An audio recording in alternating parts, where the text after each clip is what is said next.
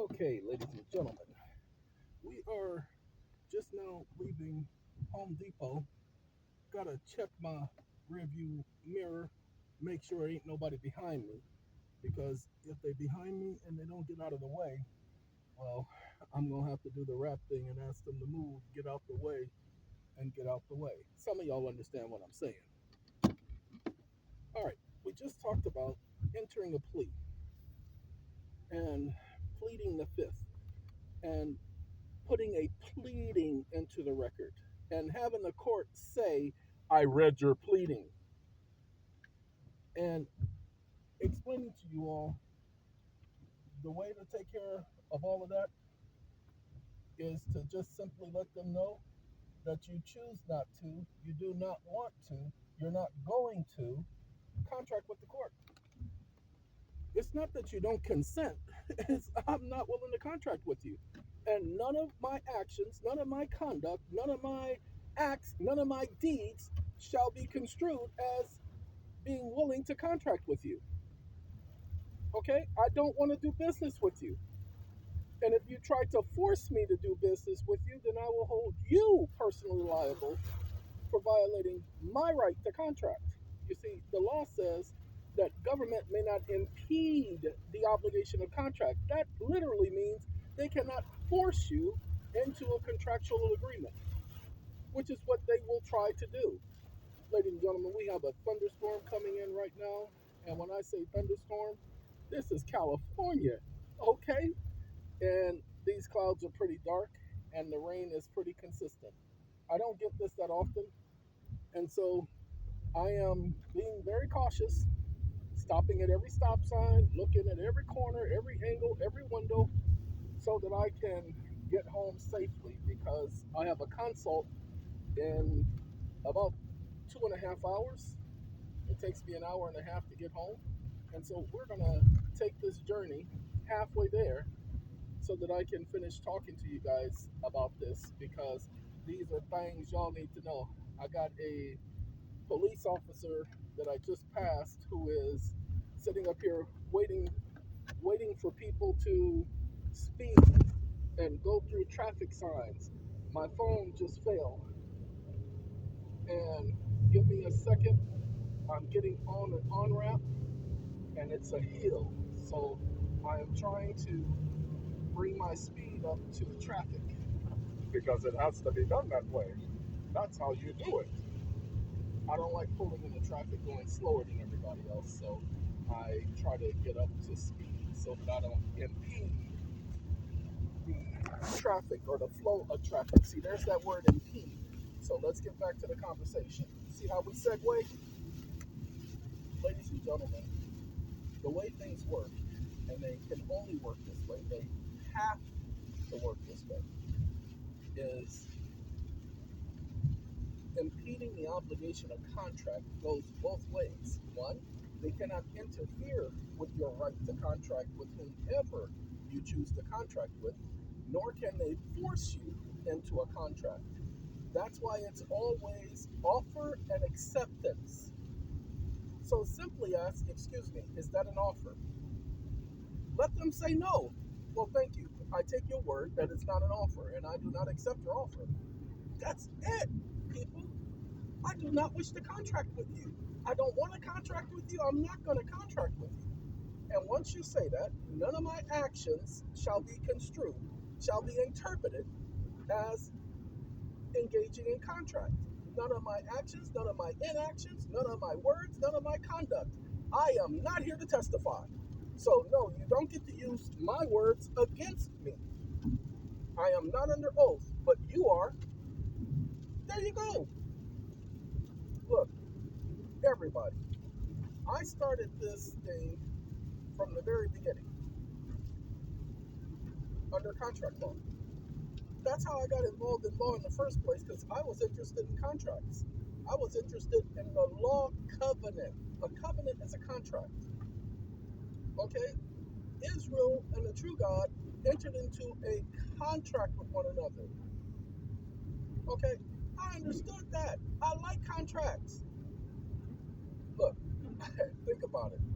They contracted with the only true God.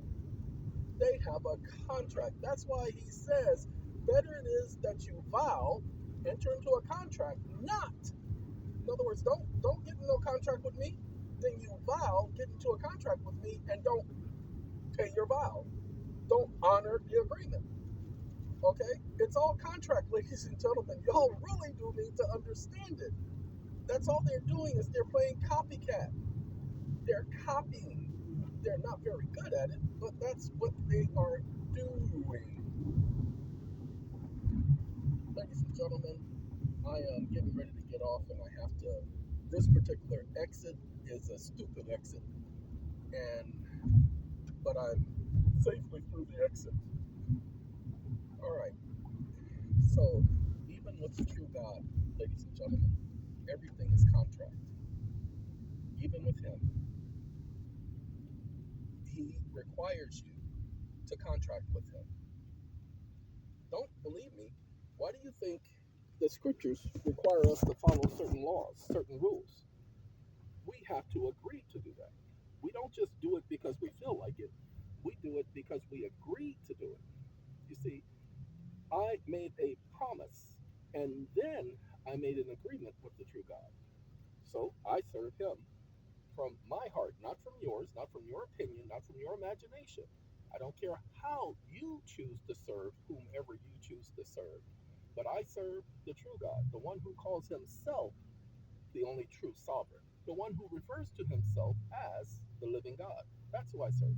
The God that I serve is alive, He is living. Sorry, that police car that I told you guys about, yeah, he just got off the freeway. Same exit. He went in the opposite direction. He was trying to look and see what I was doing. Okay? Yeah. So for those of you who don't believe that that stupid stuff happens, that stupid stuff happens. And that means he had to do some pretty good speed to catch up with me. That means that he had to go through some pretty good traffic to end up at the same off ramp that I ended up at. Ladies and gentlemen, my phone is ringing, as y'all can see, and I have to send them the voicemail because I'm on my way home. I can't answer no phone right now. Oh well, gonna have to. About to lose the signal in a couple of minutes anyway, so I can't afford to answer no calls. It just, man, just that simple. All right, getting back to the conversation about how we got here. People are flabbergasted. They don't understand. They walk into these courtrooms, they are desperate. That's why they're saying all this junk. That's why when you see them going to court. Oh, and I apologize for the last video where you could barely hear me. It appears that the headset doesn't like it. Uh, and it worked the last time, but it didn't work as good because it doesn't connect to the Bluetooth speakerphone. Sorry, I just had another truck pulled in front of me, and I'm doing 45, 50, and he pulls in front of me with a load on the back of his truck and going 40 miles an hour. If only. And right now the rain is so hard right now that yeah, the windshield wipers are going almost full blast. So this is California. I don't normally drive in the rain, people. Not because I'm afraid of the rain. It's because of the stopping distance and the other people not maintaining their stopping distance. Okay? It's just a wonderful world. The piece of junk truck that got in front of me, now he's doing 60 miles an hour. So that going 40 miles an hour was intentional. This is what idiots do. All right, back to the story, ladies and gentlemen. There are so many people out there who are trying to figure things out, and they're desperate. And so they'll go and they'll listen to anybody and tell them anything. Tell them how to do this and how to do that. And no, you need to say this and you need to say that. Well, I'm going to tell you what you need to do. You need to understand what's really going on. And once you understand what's really going on, what's really happening, okay, then you'll get it. Now, here's the thing. This storm, this part of the storm, this little thunderstorm, little cluster right here, I will make it home before it makes it to my house. And I needs that. Lord have mercy, do I need that? And the reason why I needs that is because I have a dirt road. And this is a lot of rain in a short span of time. So if this doesn't cause flooding, I don't know what will. Okay, remember we're saturated. We've had nothing but rain lately, and so we are saturated. And because we are saturated, yeah, this is going to be an interesting day. So I will make it home before the rain makes it to my place. And I saw it coming. And I went into Home Depot, said, well, hopefully I can make it out of here before it starts raining. And sure enough, I didn't do it. Didn't make it out before it started raining. Now I got to go through some twists and turns and some turns and twists because that's the mountain. All right, back to the story, back to the hotel. So, where do you go for information about law? Well, first of all, figure out what you're looking for. Stop trying to get out of tickets. Okay, that's the first thing you need to do. Yeah, I said needs to. Stop trying to get out of a ticket because by getting out of the ticket, then uh-uh, that doesn't work. Now you can. That 72-hour thing, you have 72 hours to rescind any contract. Ladies and gentlemen, uh-oh, that's hell. Ladies and gentlemen, we got hell falling. I'm not joking. It really is hell. And it's a wonderful little system. Springtime, don't you love it? Yes, ladies and gentlemen, you can elect not to contract. You can say, I don't want a contract. You can say, here's your contract back. I don't want to be a part of this agreement. You go contract with yourself. Now, hold on now. That doesn't mean that you don't show up in court. No, you got to show up. Mm-mm. Sorry. You have a driver's license. You agreed to show up. Driver's license says that the DMV operates as your process server, that the US mail operates as your process server. That's why they deliver it to you in the mail. They're process serving you because you agreed to be process served. You don't believe me? Go back and look at your driver's license. You agreed to sue. You agreed that they can sue you and that the DMV and government can notify you of the lawsuit against you. By agreement, you said, I am willing to go through this stuff. Put me through it 8 more times if y'all don't mind. That's what you told them. And they said, sure thing, Bubba. That's what you're dealing with. So you gotta show up. Why? Because you agreed to show up. Can I cancel the agreement? Yeah, you can cancel the agreement, but that's not this video, okay? We're not talking about canceling no agreements. We might talk about towards the ends, but I don't know because the direction I'm headed in, I'm probably going to end this before I get on the other pathway because there's a highway I have to connect to. And once I get to that highway, I'll probably end this so that I can focus. Y'all can hear that? Okay. That's the rain hitting the windshield. Okay. Like I said, my job is to make it home before all of this because I've been seeing at least 2 cars stuck in the mud this morning, and I don't want to be one of them. You know what I'm saying? Hey, that's what happens when you live in an area like I do. And I have a consult that I have to do, so I might even have to do my consult sitting in the car. I started to wait around town because it's not supposed to be raining later, but this right here, yeah, this is a lot of rain, and I'm right next to the beach right now. So there's a lot of rain for being near the beach. All right, so let's get back to our conversation about handling the court. First, there is no such thing as you must do this and you must do that. Okay? The only time they can make you do anything is if you've agreed to do it. Now, if you don't believe me, go back and notice what a contract is. It's an agreement. That's why they do offer and acceptance. Police officer says, I need you to step out of the car. No, I don't accept your offer. Now, don't tell him that because he won't understand. He said, excuse me, is that an offer? Are you asking me? Well, no, I don't. I prefer not to for my safety. Well, I'm doing it for my safety. Well, you can do whatever you want for your safety, but the law requires me also to do something for my safety. See, that's why I have the right to be secure. You didn't know that that's what the Fourth Amendment says, officer? It says that I have the inalienable or unalienable right to be secure. So you can worry about your safety, but your safety doesn't trump my safety. Now, if you don't believe me, go back and ask your supervisor.